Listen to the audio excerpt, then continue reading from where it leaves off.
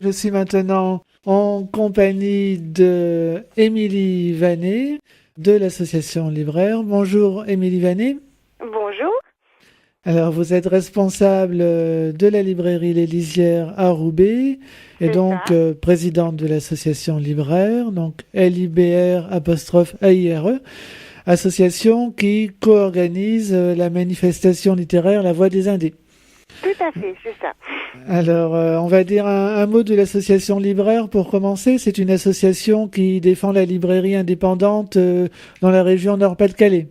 Oui, c'est ça. C'est une association qui regroupe une trentaine de libraires indépendants dans la région, Nord et Pas-de-Calais, et qui a été créée en 1996 et qui a pour but de proposer, enfin voilà, de travailler à la fois sur un axe professionnel, culturel et de communication autour de la librairie indépendante. Alors, la Voix des Indés, Indé comme éditeur indépendant, troisième édition cette année de cet événement. Un événement Oui. qui a été créé dans le but de valoriser les parutions d'éditeurs indépendants.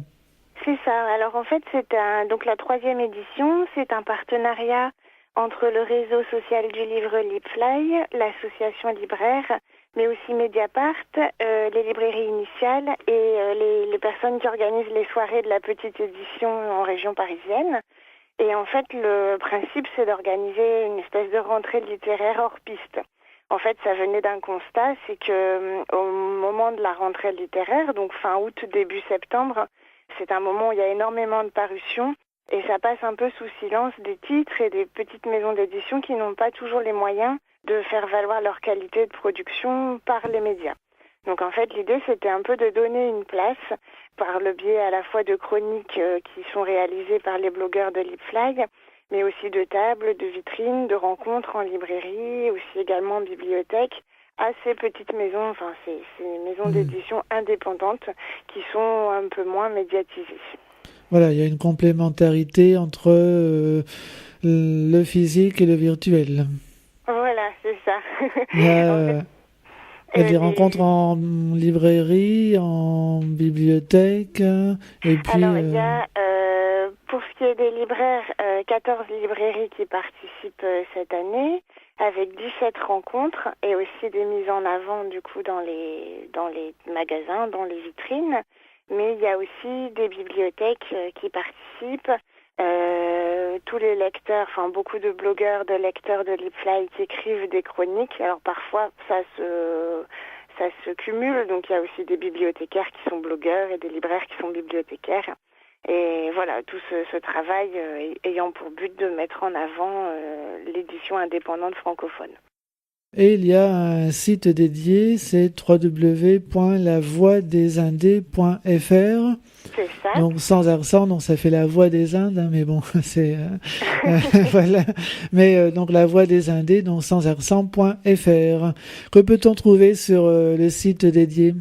Alors on y trouve une présentation déjà générale du projet, on trouve la liste des professionnels qui participent, donc à peu près 60 bibliothécaires et une centaine de libraires. On trouve également un annuaire des éditeurs qui sont sélectionnés dans le cadre de la Voix des Indés. Et on trouve les chroniques qui ont été écrites sur les livres. Hmm, très bien. Est-ce que les rencontres qui auront lieu en librairie, en bibliothèque, seront retransmises après en ligne? Alors, il y en a une partie qui sont effectivement filmées par Lipfly et qui sont retransmises sur le site de Lipfly. Peut-être également de la Voix des Indés. Alors, 80 éditeurs environ participent à la Voix des Indés.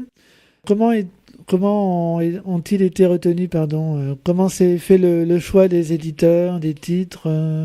Qui s'occupait de la sélection? Alors, c'est essentiellement Lucie de Lipfly qui s'en est occupée.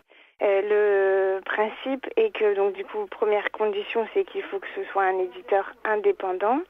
Ensuite, il faut que les titres soient parus récemment. Il y a quand même une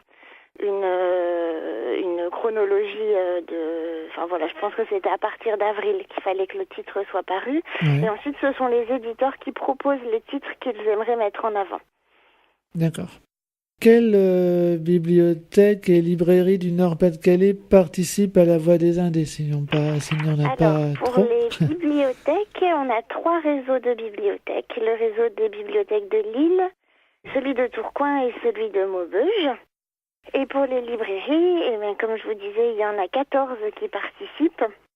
Alors, la librairie Autant Lire, qui est à Lomme, la librairie Le Bateau Livre, qui est à Lille, la librairie La Charpente, qui est à Douai, et qui va vous faire une petite chronique. Voilà. Après, j'ai entendu le comptoir des bulles aussi à Valenciennes.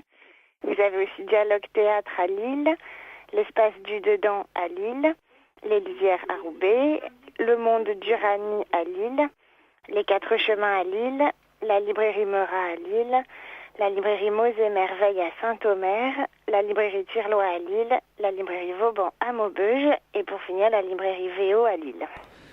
Très bien.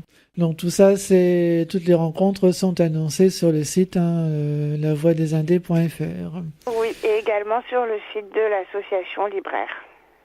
2 soirées viendront encadrer cette manifestation, une à Lille et une à Paris. Quel est le programme de ces soirées? Quelle est la date? Alors, le programme de celle de Lille, donc celle de Lille aura lieu jeudi 2 octobre à 20h à la gare Saint-Sauveur. Et en fait, ça sera une soirée de lecture essentiellement, enfin dans une première partie en tout cas. Donc à 20h30, on aura toute une série de textes qui vont être lus par des comédiens professionnels, qui sont Christophe Caratsou, Sylvain Potier et Emmanuel Bordier, et aussi par les libraires qui se sont, pour le temps d'une soirée, essayés à la lecture publique. Donc ils ont été aidés, formés aussi par un comédien qui s'appelle Jean-Philippe de Oliveira, qui a une compagnie qui s'appelle la compagnie à l'évidence 3 petits points. Et voilà, donc il y aura une quinzaine de textes donc qui sont des extraits de La Voix des Indés, enfin des parties de textes qui ont été mis à l'honneur, et aussi souvent on a essayé de privilégier les textes qui allaient être ceux qui vont faire l'issue de rencontres en librairie. Donc voilà, pour donner un peu un avant-goût de ces rencontres. Et ensuite, à 21h30, un DJ set de Supa Groovabistic, donc qui est un DJ indépendant également, c'est vraiment sur le thème de l'indépendance, qui fera danser les foules à la gare Saint-Sauveur. Donc ça c'est pour la première soirée, celle du jeudi 2 octobre. Et alors pour la seconde, elle a lieu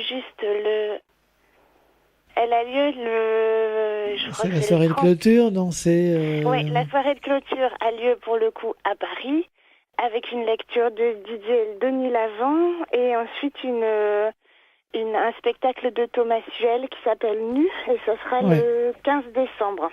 D'accord, très bien. Donc, toutes les informations, on peut les retrouver sur le www.lavoidesindés.fr et aussi sur Libfly, bien sûr. Oui, le www.libfly.com où on peut retrouver toutes les chroniques de La Voix des Indés aussi. Voilà. C'est ça. Bon, bien, très bien. Merci beaucoup. Je vous en prie. À bientôt. Bonne journée. À bientôt. Au revoir. Au revoir.